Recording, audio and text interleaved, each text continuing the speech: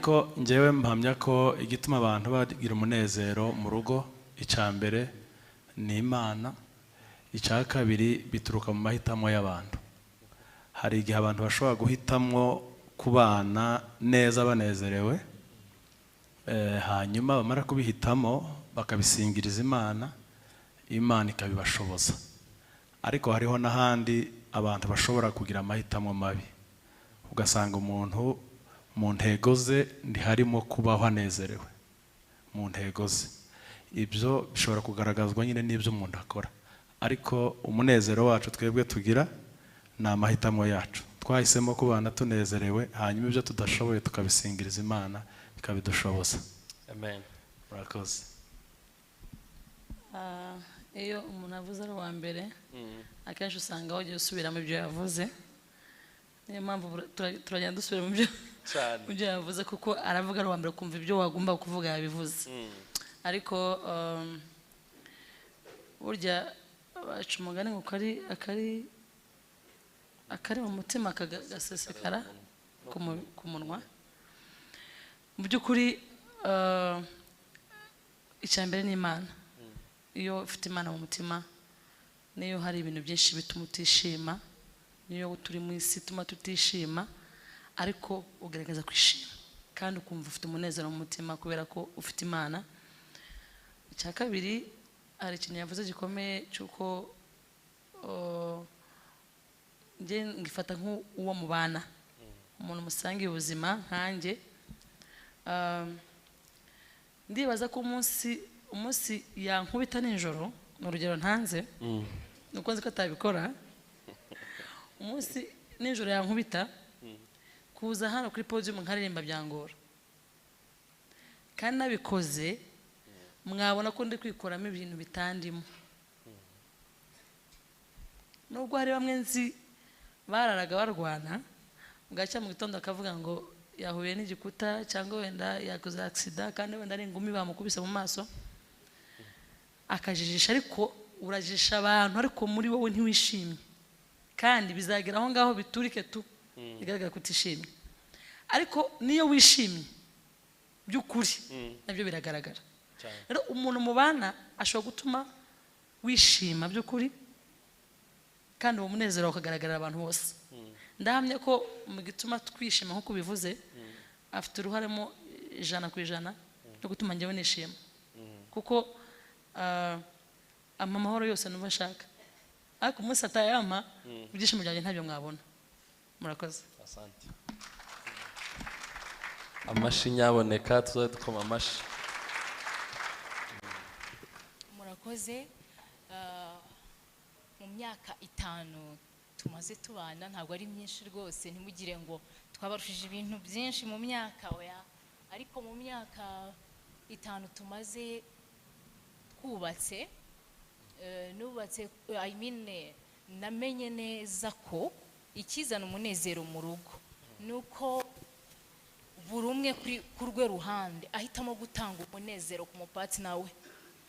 Ntushake ko source y'umunezero ngo wowe ube uri ku ruhande uhagaze gutyo gusa, ahubwo wowe ukaba uzi ko ari wowe soko y'umunezero y'urugo rwanyu, kugira ngo nihagira naho umupatina wawe ateshuka, wowe wumve ko wuzuye imbabazi za zindi twavugaga, wuzuye navuga ngo niba hari nka 30 ari 30 yavuyeho, menya ngo wowe ufite byibura package yuzuye yo kugira ngo mu rugo mukunde munezerwe uko bigende kose.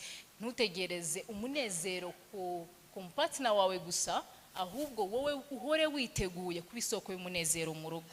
Murakoze. Amashi nyaboneka.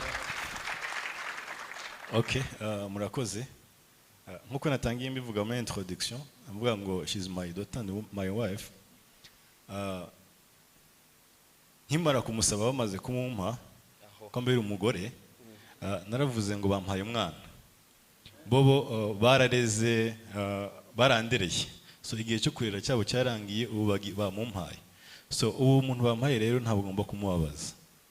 Navuga nti I will do my best kugira ngo wa mwana bampaye ubu nawe ndi kurera umukobwa wanjye mukuru ntabwo ngomba kumubaza uko netesha umukobwa wanjye mutoyi nawe ariko ngerageza kumutetesha. So nicyo rero cyatumye twebwe ngo tugira umunezero mu rugo, bigiramwo uruhare, hama we afite nawe sediye nawe akabigira uruhare.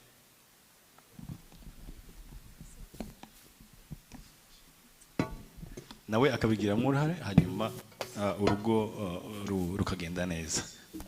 Merci beaucoup. Komera Imana amashyi.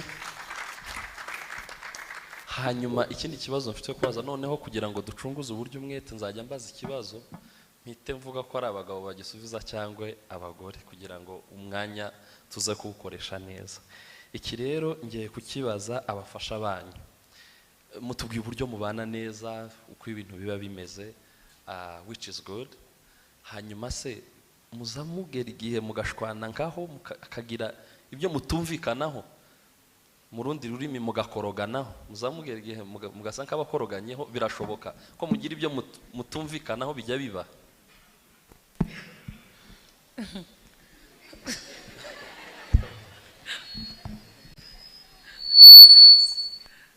babwiye wenda na nijoro twakoroganye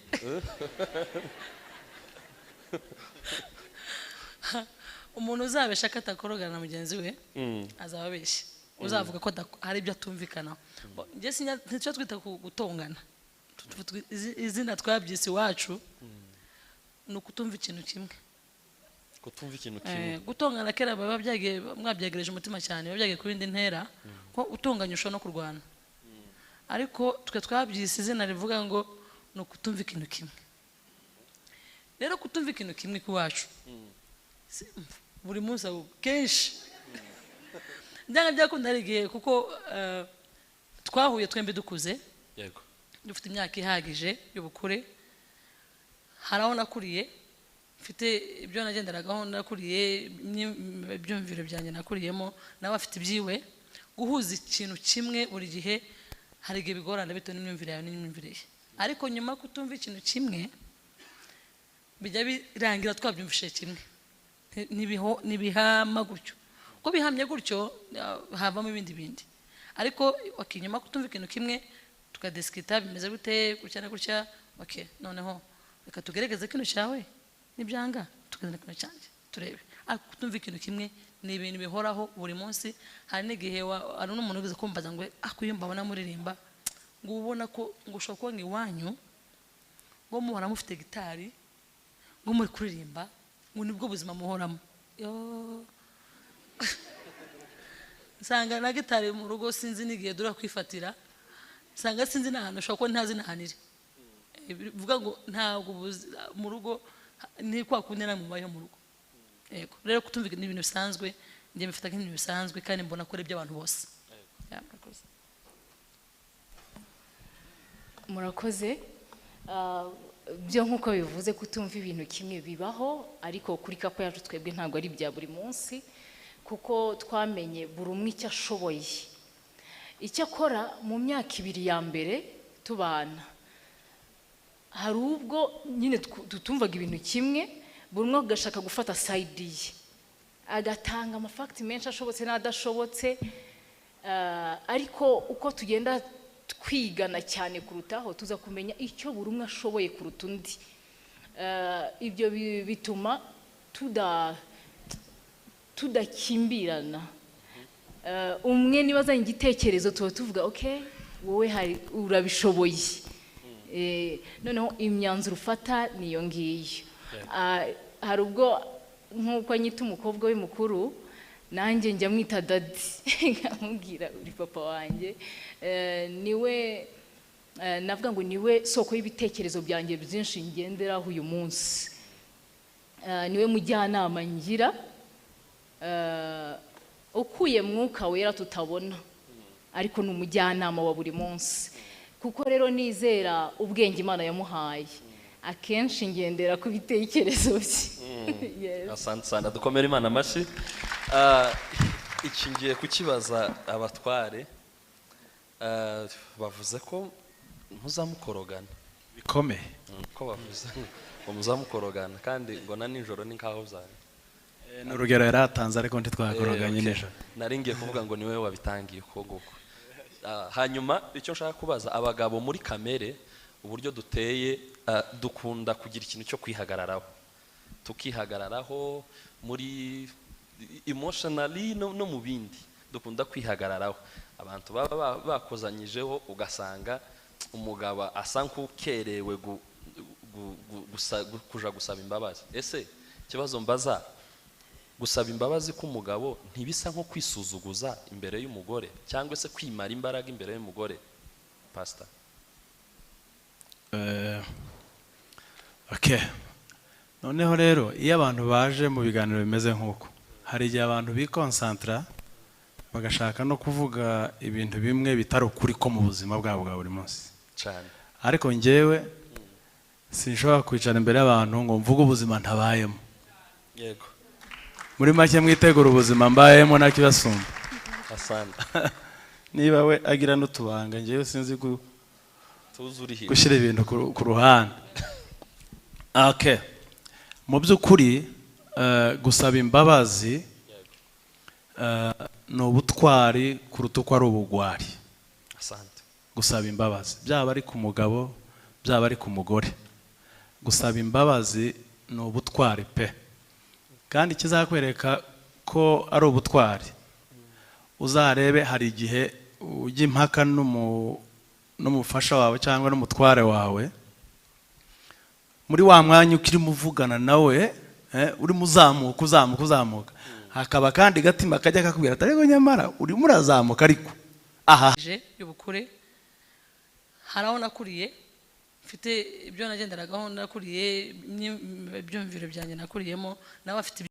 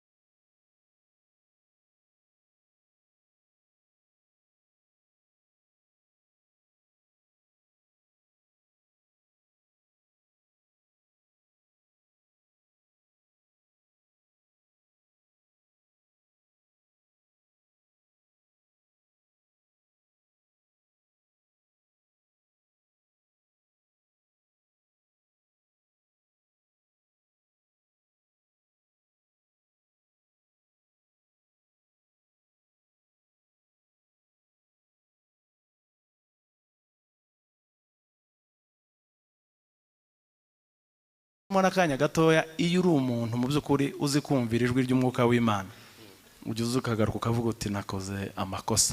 Rero kuri njye gusaba imbabazi ni ahubwo ntabifite ndi umugabo sinzi ko wenda n'urugo rwanjye rwakabaye rumeze neza ubu nk'uko numva mbishaka kuko nkora amakosa menshi.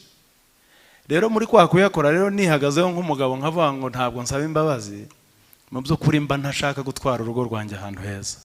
Rero gusaba imbabazi no kwihagararaho by'abagabo ntabwo ari byo. Gusa ni igikorwa cy'ubutwari kuko umuntu w'umugabo avuze atari ko mbabarira, uba wumva hariho nk'akantu k'ikuzo kakuvuyeho ukihaza isubu.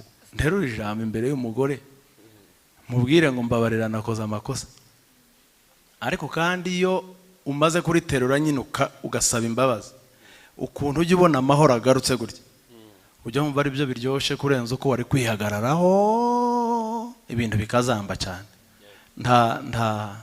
Nta kwisuzuguza kurimo. Gusaba imbabazi birakwiriye, byaba ari ku mugabo cyangwa umugore. Asante sana.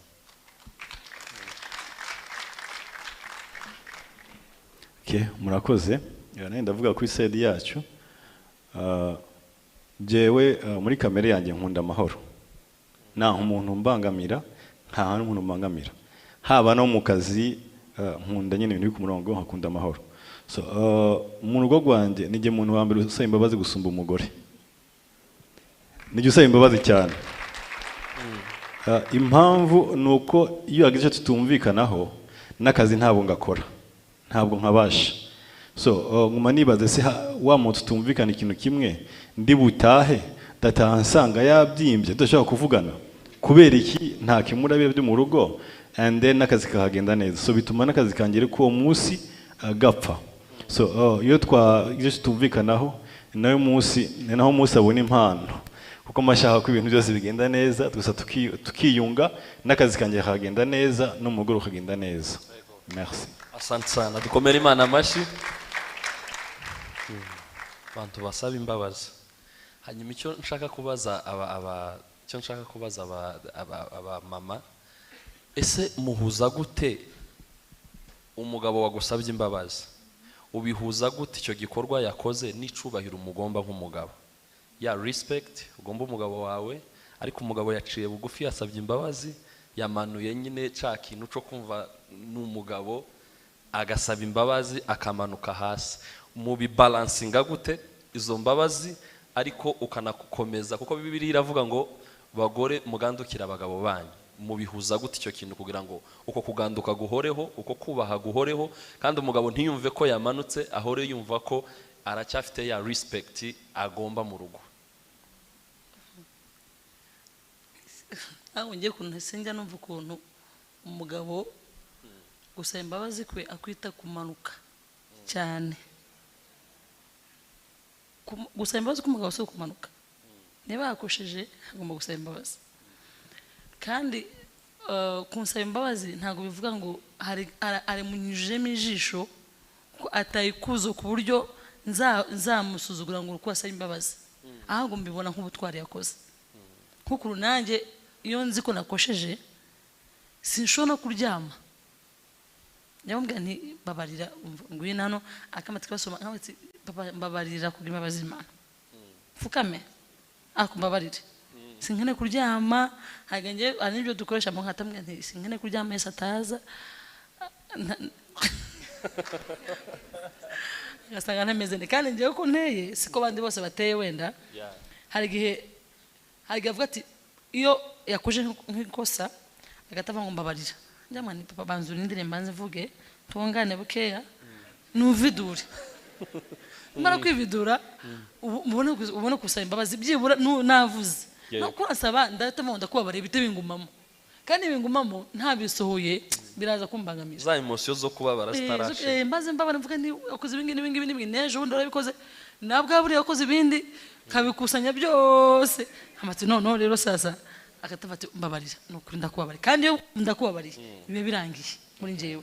Rero simbifata ko ari ikintu kumutesha ikuzo, kumva ko kuburyo navuga ati afite faiblesse runaka, kandi nahise nabigira inkoni yo guhora mvuga ngo ko asaba imbabazi reka mureke nihagarareho ngo arazinsaba yavuze akantu keza avuga ngo iyo muri kudisikita umutima uzi kubwira ngo mfite amakosa yaba ari abagore yaba ari abagabo zuba ati kindi ihagararaho ariko nako cyane abagore ko turihagararaga ariko nta ngingo mfite sinzi ko ntibikunda akavuga ati oya siko byagenze ariko umutima akavuga ati niko byagenze reka rero wa mutima nkomanze rimwe ntuzo komanga kabiri n'amutishari kwemerewe uri wese ububwa nambabarira akambwira ati nakoze ibi mbabarira pe nkunda ku sinza numvira ryajwi riza sinza ndishaka kurisubiza inyuma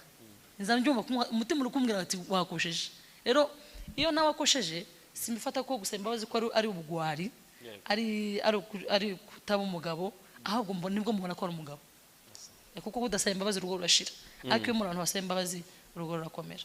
Asante. Komera Imana amashyi. Murakoze gusaba imbabazi rwose ku mugabo nanjye numva atari ubugwari habi na gatoya kuko umugabo ushobora gusaba imbabazi umugore abona ko amukunda rwose kandi izo mbabazi akenshi ku mugore aba yumva uyu mugabo atinya kumutakaza nyine yumva yahora yishimye yumva yahora anezerewe noneho bikakwereka ko icyo yakoze ntabwo ari uko yaragambiriye kukubabaza nta nubwo yaragambiriye ikibi mu rugo rero yagusaba imbabazi uba wumva nyine agukunda koko biri romantike kandi ni inkingi ikomeye cyane birubaka rwose rero nta bugwari na bukeya burimo ahubwo turanabashimira abagabo babasha gusaba imbabazi muri intwari. Dukomere Imana amashyi. Ngiye kongera akantu nta kibazo gusaba imbabazi ntacyo bidutwara yego ariko ngiye ngira ikintu kigira icyo kintwara aho sinzi gusaba imbabazi zikosa ntakoze kandi abagore benshi barimo n'uyu okay wenda mu mbabarire mvuze ngo abagore benshi nta bandi bagore twabanye uyu niwe wenyine nzi ariko njya nibaza niba ibintu biba muri kibasumba bimubamwo wenyine cyangwa ari abadamu bose ni ukuvuga ngo ariko ngahita nibaza ko ashobora kuba bihuriyeho n'abandi badamu. Hari igihe ajya nyumvisha ukuntu ngomba gusaba imbabazi zikosa ntakoze kamubwira nubwo wo kwiterera ukikubita hasi imbere yanjye ukongera ukabyuka ukabaduka ukongera ugahirima hirya hariya sinsaba imbabazi ntakoze ikosa ahubwo niho ngewe mvuga ngo ndamutse nsabye imbabazi aho nibwo mba mbaye umugabo w'umunyantege nke ikosa utarumva apana ndarumva ikosa ahubwo akarakara niba ari ukurakara kubabara kukurenza uri umugabo kandi ubwo ngubwo rushatse nko kumubwira uti ibi bintu byagenze gute nawe akaba gusubije ukundi muri kwa ya magambo muteranye nkangahe agahita noneho wazamuka kukurenga noneho ukibaza se ko narinzi ko ngiye kumugarura mu murongo bigenze gute ugasanga noneho bibaye ngombwa ko ugaruka ugiye gusa ngo mbabara basi ngo kuba ngo we nabona ari mbikubwiye gutyo ngo suko ngo nari nshatse kukubwira nabe kera iyo mbabarira urimo urabembereza bigatuma we yumva ko nta kosa yakoze yego aho ngaho niho ngewe njya mpagarara nkavuga ngo nakoze ikosa sinjya ngorwa gusabira imbabazi ariko iyo nzi ko atari ikosa ndamubwira ngo ugende uze gutaha nimugoroba uragaruka ntari bugusaba imbabazi uzogaruka ejo bundi nabwo sinzozi gusaba kuri iki kintu sinzozisaba nico ngiye mba numva ko ico cyo gusaba imbabazi zikosa ridahari utakoze nibyo byaba ari intege nkeya. hari ndaza kwifashisha amasomo twize twinjira mu rushako hano Foursquare hari ndakotinga ijambo mwarimu Pastor Senga yavuze nararyanditse yaravuze ngo umuntu wese ugiye gushaka agomba kuba ready yo gusaba imbabazi no kuzitanga kuri buri kintu cyari cyo cyose.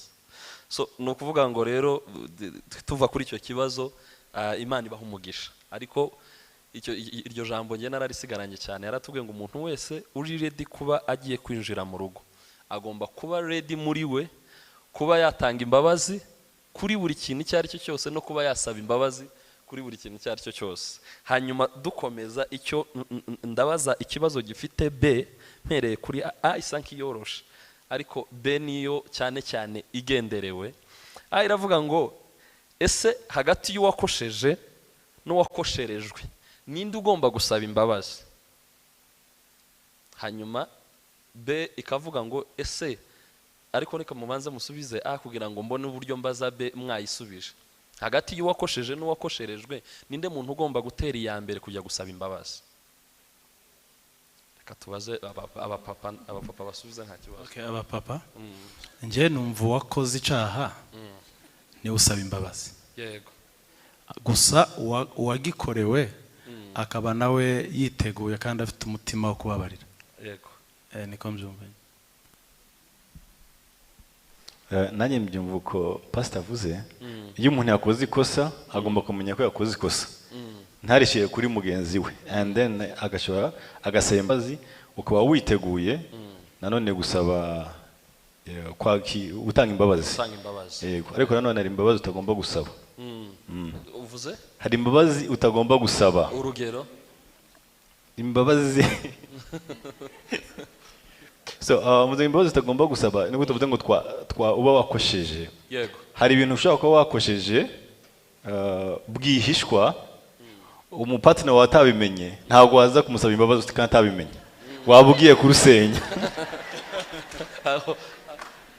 Aho ntubwiye abantu ngo bahishe. Aho ntubwiye abantu ngo bahishe. Oya ntabwo uhisha. Reka ntanga akarorero. Nshobora kuba mfite amafaranga dufate nka miliyoni nk'icumi. Yes. And then nkazikoresha business ntayimubwiye, mbona ari business ifite risk. So izo business aya mafaranga miliyoni 10 ngiye muri iyo risk ikaba amafaranga yose agashiramwo, ntago naza kumubwira ngo rero umugore mwiza ngira imbabazi ngo ya mafaranga miliyoni 10 nanakojeje none ngo business yanashimwe yarahiye.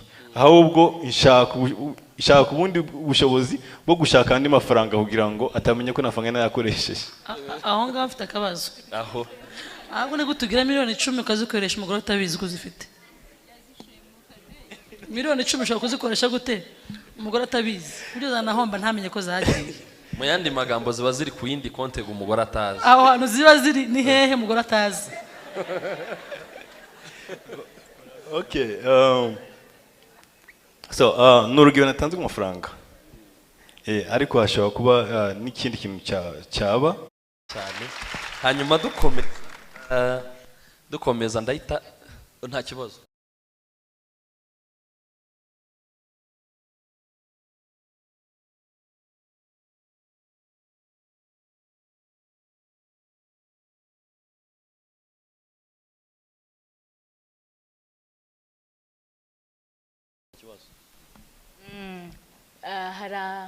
Murakoze. Muri Bibiliya hari ahantu nasomye Imana ibwira Mose ngo ndambiwe kujya nduhanya n'abantu, ntago bizakomeza ko nzajya nduhanya n'abantu, itugabanyiriza imyaka yo kubaho. Bivuze ngo Imana ntago yibagirwa.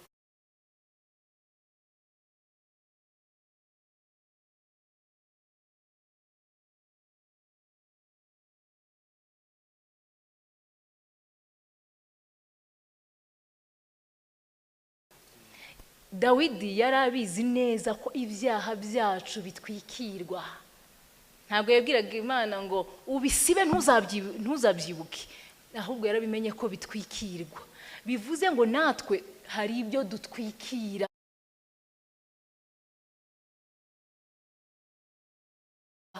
kugira ngo dukunde duhorane amahoro, twihesha amahoro, tunahesha abapartner bacu. Niyo mpamvu njye ntago navuga ngo naretse kumwibutsa ikosa yakoze, nari mwibutsa kabiri, nabona risubiyemo bwa gatatu, nkabona ko ari ikintu noneho nemeye ko tugomba kubana, kuko ayo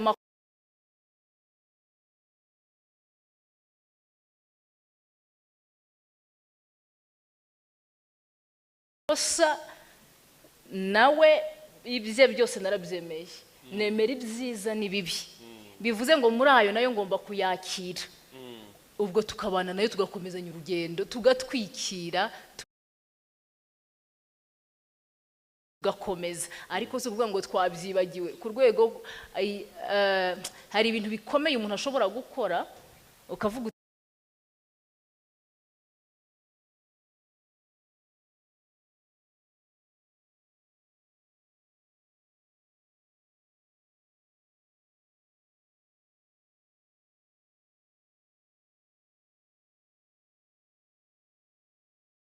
oya reka mbanze mbimwibutse ahari yabyibagiwe ko ari amakosa kabone nubwo ari bibi ariko ni byiza kwibutsa umupartner wawe ko ibyo bintu nabyo utabikunda kuko guhora utwikira buri kintu utakivuze ngo sinshaka gusubiramo ibintu none se ko we yashoboye kubisubiramo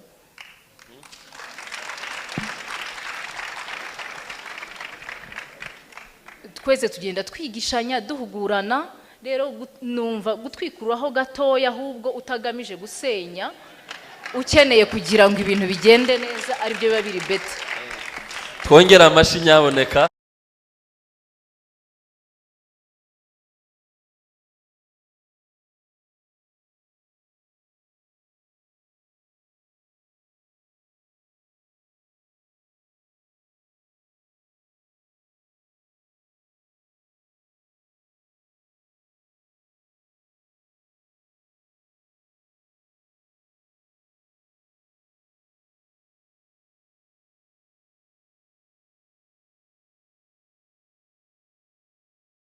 twongera amashi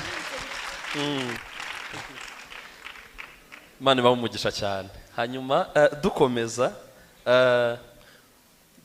ndabanza mvuge aka gakuru gatoya nimara mite mbaza ikibazo gikurikiyeho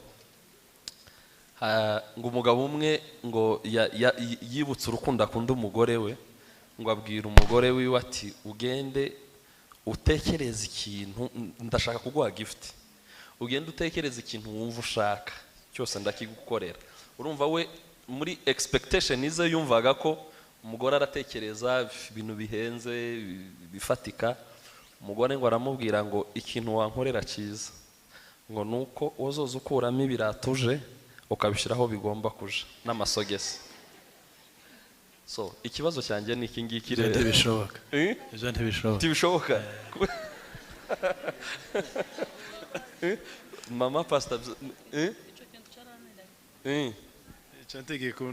ntigikunda hanyuma hari ikibazo rero ngiye kubazaho kugira ngo mutubwire ukuntu kidakunda ariko kiravuga ngo ese according to your relationship ariyo tugenderaho sometimes niho gatoya bitewe n'ibyo hari umu pastor wigeze kuvuga ikintu ndi gukurikira online aravuga ngo umuvuga butumwa mwiza ngo nubwiriza ngo icyamaze gukorwa ku buzima bwe ibintu byinshi twagiye twigira